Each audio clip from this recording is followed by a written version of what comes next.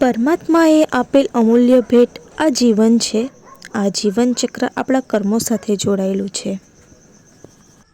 પૂર્વજન્મના કર્મો તો કેટલાક આ જન્મના કર્મોના કારણે આપણા જીવનમાં સુખ દુઃખ, સફળતા અસફળતા આવે છે. કોઈ હેલ્થ, તો કોઈ પોતાનું કરિયર, તો કોઈ પોતાના રિલેશનશિપના કારણે દુઃખી છે. આપણને પણ ખબર હોતી નથી કે કયા કર્મોની સજા ભોગવી રહ્યા છીએ. જ્યારે ખરાબ પરિસ્થિતિમાંથી નીકળવાનો કોઈ રસ્તો ન મળે ત્યારે ઈશ્વર પાસે જાણીએ અજાણીએ કરેલ ભૂલોની ક્ષમા અને પરિસ્થિતિને સહન કરવાની શક્તિ માંગવી જોઈએ. કારણ કે કરેલા કર્મો હંમેશા ભોગવવા જ પડે છે. હેલો, જય માતાજી મિત્રો. આજના મારા નવા વિડીયોમાં તમારું હાર્દિક સ્વાગત છે. આજે ઘરે બધાને ખાવાની ઈચ્છા થઈ હતી વેજ ફેંકી. તો મિત્રો આજે હું નાના મોટા બધાને જ ભાવે એવી શેઝવાન ચીઝ વેજ ફેંકી બનાવવા જઈ રહી છું. વિડીયોમાં આગળ વધતા પહેલાં મારી ચેનલ પર નવા હો તો ફટાફટ ચેનલને સબસ્ક્રાઈબ કરી લો અને વિડીયોમાં એન્ડ સુધી બન્યા રહેજો. સૌ પ્રથમ ફેંકી બનાવવા માટે મેં 1 વાટકા જેટલો ઘઉંનો લોટ લીધો છે અને લોટમાં મીઠું, તેલ અને જરૂરિયાત અનુસાર પાણી ઉમેરીને કઠણ રોટલીનો લોટ બાંધ્યો. ઢાંકણથી ઢાંકીને તેને સાઈડ પર રેસ્ટ માટે મૂકી દીધો છે. બીજી તરફ 2 બટાકાને પાણી વડે ધોઈને કટ કરીને કુકરમાં 1 ગ્લાસ પાણી રેડી બાફવા મૂકી દીધા છે. ત્યારબાદ ફેંકીમાં નાખવા માટે એક લિક્વિડ તૈયાર કરીશું.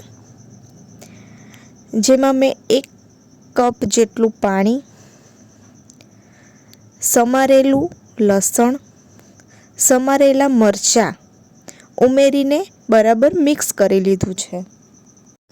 આ લિક્વિડ બનાવવા માટે બેઝિકલી વ્હાઇટ વિનેગરનો યુઝ થાય છે, પરંતુ જો વ્હાઇટ વિનેગર યુઝ ન કરવા માંગતા હો ત્યારે તમે લસણનો ઉપયોગ કરી શકો. ત્યારબાદ ફેંકીમાં નાખવા માટેના બધા વેજીટેબલ્સને બારીક ચોપ કરી લઈશું. સૌપ્રથમ લીલા મરચાં ચોપ કર્યા, લસણ ચોપ કર્યું, લીલો ધાણો ચોપ કરી લીધો,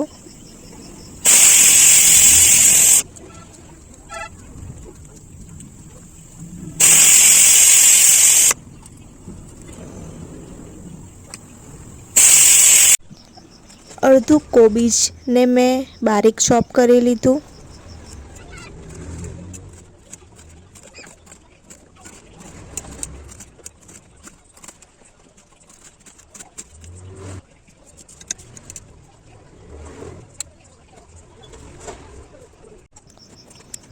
એક કેપ્સિકમને ચોપ કરી લીધું,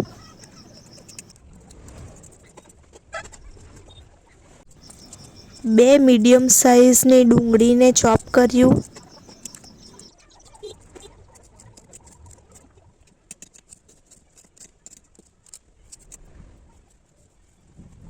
બધા જ વેજીટેબલ્સને બારીક ચોપ કરીને ડીશમાં ટ્રાન્સફર કરી લીધા છે. બીજી તરફ બટાકા પણ બફાઈને રેડી થઈ ગયા છે. તેને પણ ઠંડા પાડીને છોલી લઈશું.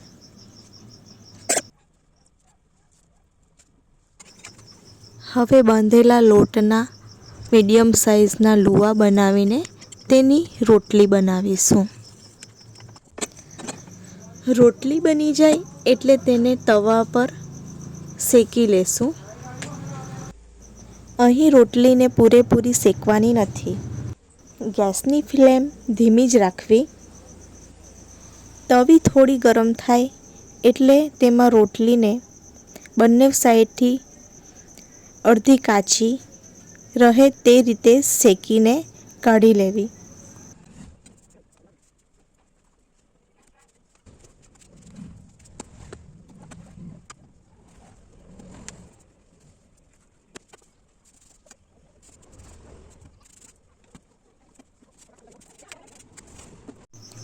રોટલી બધી આપણી શેકાઈને રેડી થઈ ગઈ છે. હવે આપણે બટાકાનો માવો તૈયાર કરીશું. એક પેનમાં 1.5 ચમચી જેટલું તેલ નાખીશું. ત્યારબાદ તેમાં સમારેલું લસણ અને સમારેલા મરચાં ઉમેરીશું.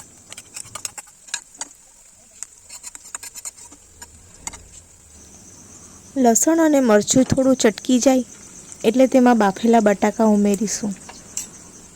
ત્યારબાદ તેમાં હળદર, ધાણા જીરું, મરચાંની ભૂકી અને ગરમ મસાલો અને સ્વાદ અનુસાર મીઠું ઉમેરીને બરાબર મિક્સ કરી લઈશું. બટાકાને ચલેથા વડે બરાબર દબાવીને મેશ કરી લેવું, જેથી બધા મસાલા બરાબર મિક્સ થઈ જાય. ઉપરથી સમારેલો ધાણો ઉમેરી બરાબર મિક્સ કરી લેવું. બટાકાનો માવો રેડી થઈ ગયો છે. એને એક ડીશમાં ટ્રાન્સફર કરીને ઠંડુ થવા દઈશું. ફેંકી બનાવવાની ઓલમોસ્ટ બેઝિક પ્રિપરેશન રેડી થઈ ગઈ છે. હવે આપણે તેની ફેંકી બનાવીશું. તો પહેલાં તો આપણે જે રોટલી બનાવી છે તેના ઉપર શેઝવાન ચટણી સ્પ્રેડ કરીશું. ચટણી લગાવી લીધા બાદ તેના ઉપર બટાકાનું જે મિશ્રણ રેડી કર્યું છે તેને ઉપર પાથરીશું. તેની ઉપર ચોપ કરેલું કેબીજ, ચોપ કરેલો કાંદો, ચોપ કરેલું કેપ્સિકમ, ત્યારબાદ તેની ઉપર જે આપણે લિક્વિડ રેડી કરેલું છે તે ઉમેરીશું. ત્યારબાદ તેના ઉપર ચીલી ફ્લેક્સ અને ઓરેગાનોથી સિઝનિંગ કરીશું. ત્યારબાદ બધાનું ફેવરેટ એવું ચીઝ ઉમેરીને તેનો રોલ વાળી લઈશું. આ જ પ્રમાણે બધી ફેંકી બનાવી લઈશું. બધી જ ફેંકી તૈયાર થઈ ગઈ છે. હવે એક પેન ગરમ કરીશું. તેમાં બટર લઈશું અને બધી બનાવેલી ફેંકીઓને શેકી લઈશું. બધી ફેંકી એકદમ ક્રિસ્પી થાય ત્યાં સુધી તેને ધીમા તાપે શેકીશું. ખૂબ જ સ્વાદિષ્ટ ગરમા ગરમ ફેંકી બનીને રેડી થઈ ગઈ છે. તેને કેચઅપ સાથે સર્વ કરીશું. તો મિત્રો, તમને મારી આ ફેંકીની રેસીપી કેવી લાગી કમેન્ટમાં જરૂરથી લખજો. જો વિડીયો પસંદ આવ્યો હોય તો તમારા મિત્રો જોડે જરૂરથી શેર કરજો. તો ફ્રેન્ડ્સ, ફરી મળીશું નવા વિડીયોમાં નવી રેસીપી સાથે.